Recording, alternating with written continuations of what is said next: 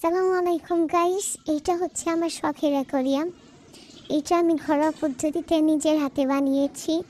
সবাই অবশ্যই কমেন্টে জানাবেন কেমন হয়েছে। তবে দুঃখের বিষয় হচ্ছে আমার এই গাপ্পি ফিশ একটা বাচ্চা দিতে যেয়ে মারা গেছে।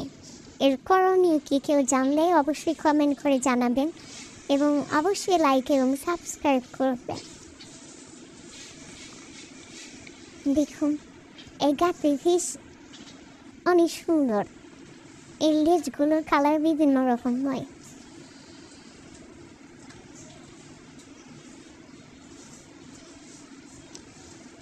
বাকি দুটো মাছের নাম কি আপনারা জানলে অবশ্যই কমেন্ট করে জানাবেন।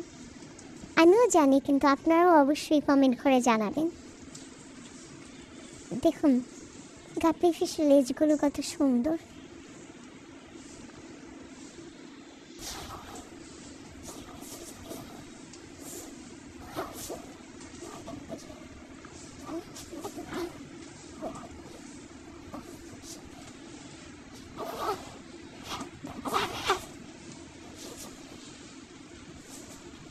Good job.